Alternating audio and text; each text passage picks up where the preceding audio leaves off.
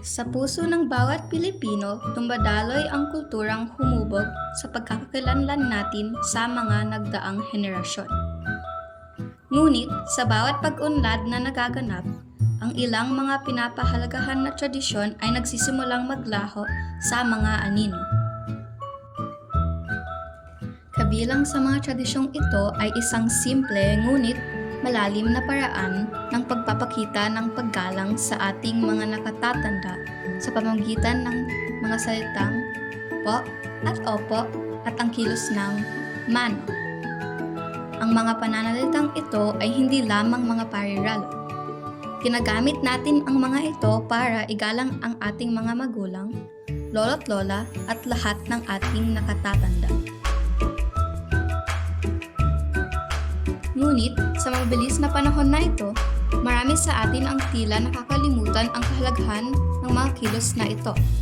Ang nakakaantig na damdamin ni Mano, ang magalang na po at opo kapag nakikipag-usap sa ating mga nakatatanda. Ito ang mga sinulit na humahabi sa tela ng ating kultura. Kaya ba nating hayaang mawala ang magagandang kaugaliang ito?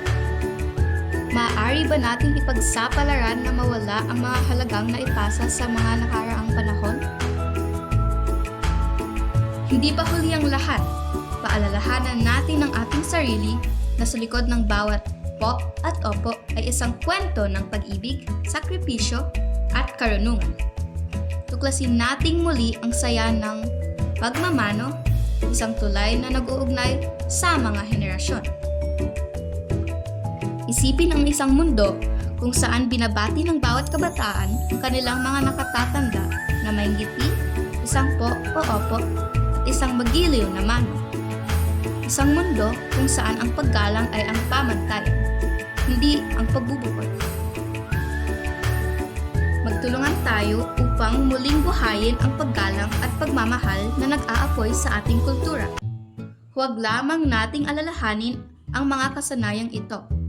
Ngunit, isabuhay ito araw-araw. Ating pangalagaan ang kagandahan ng ating mga tradisyon. Bilang bagong henerasyon, sulong natin ang pamana ng paggalang, ang ating po at opo, ang ating mano.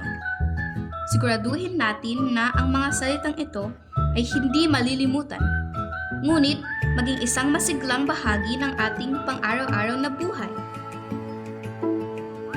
Samahan ninyo kami sa pagdiriwang ng aming pamana para sa isang mas maliwanag na kinabukasan na binuo sa pundasyon ng paggalang at pagmamahal.